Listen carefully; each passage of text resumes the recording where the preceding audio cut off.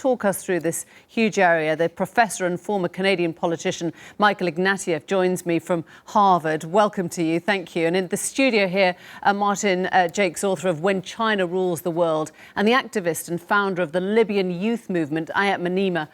Very nice to see you both here. Michael Ignatieff, do you think that democracy is pretty much the only credible form of government? Of course not. There are lots of ways to rule people. The thing about democracy, though, is that it makes a moral appeal. The reason that it's still going after 750 years and has 750 years more to live is that it speaks to people's dignity. It says that everybody's voice should count for one and no one should count for more than one. It's not just a set of institutions to run a society. It's a moral claim about the dignity of individuals and the importance of popular sovereignty, government of, for, and by the people. I don't think it's the only system in the world, but it's unique in this moral claim, and that's why it still has an appeal right around the world in spite of its many failings and its setbacks. Martin Jakes, to extrapolate perhaps unfairly, does that mean that other types of government are immoral?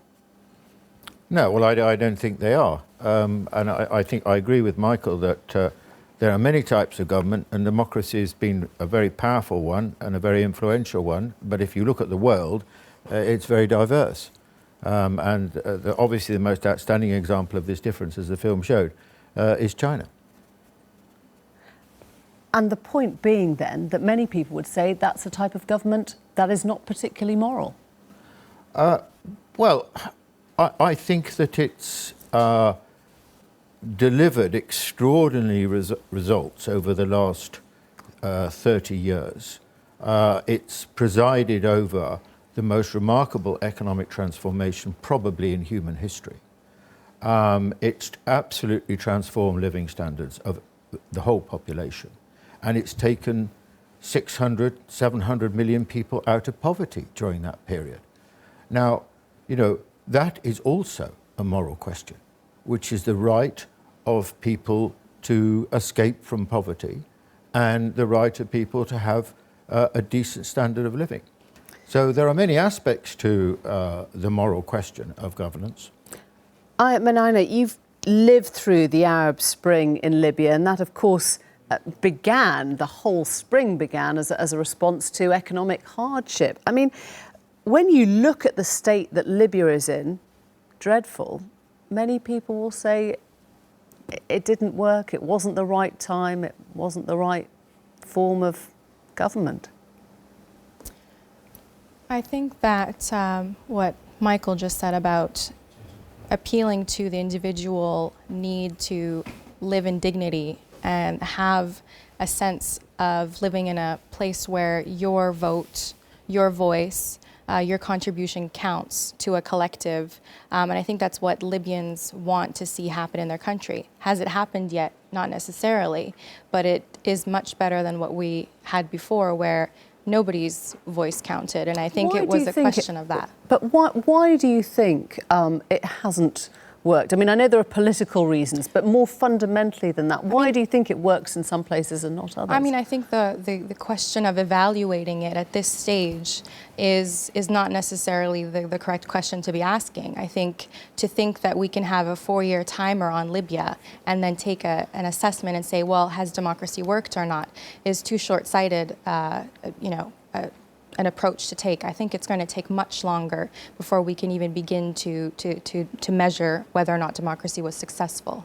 Michael Ignatieff, I'm just going to go to Michael Ignatieff because we're looking at two very different parts of the world here, and Martin Jakes has made the point that actually what China has done is arguably more fundamentally important, to take people out of poverty rather than to give them a vote.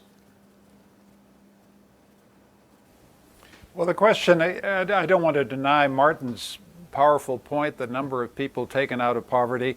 But the issue is really going forward whether you can combine the capitalist economic freedoms that have been let loose in China and produce that result, while at the same time denying people voice rights, the ultimate dignity of having a say in the voice of and the shaping of their own societies and governments.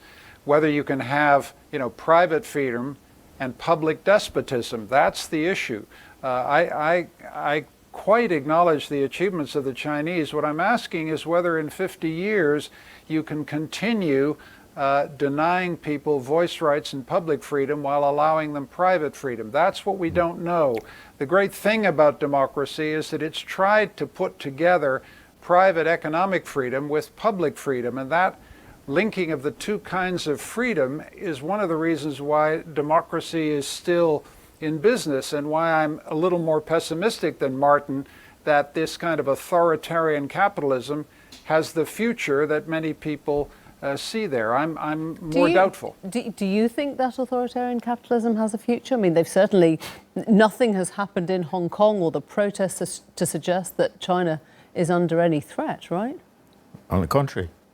I mean, the Hong Kong rebellion has subsided, and I think that, broadly speaking, that question, as has been posed, is over for the time being, for the foreseeable future in Hong Kong. But I think that, just in relation to Michael's point, I mean, I think you've got to see also China. Although Westerners look at China and they say, well, look, nothing's really changed, it's a despotic regime, it's autocratic and so on.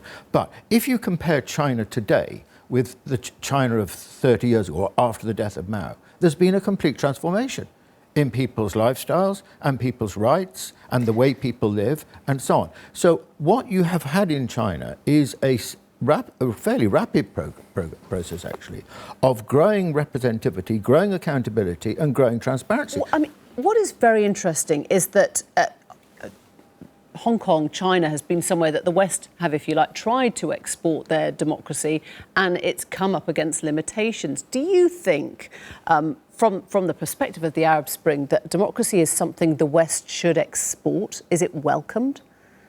I mean, I think that the kind of strengths or the well-practiced kind of principles of democracy that exist in the West, those lessons should definitely be exported to give the countries of the Arab Spring the potential to kind of take those lessons on and, I think, reconfigure them to fit their needs.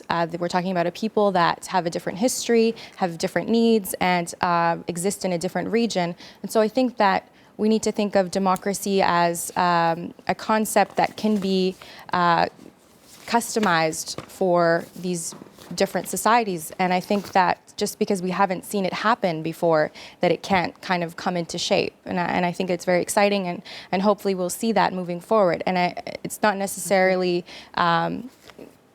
I think just to think that we're going to copy and paste it into a different country. I think we just need to give people that opportunity, that potential. Thank you all very much indeed. Thank you.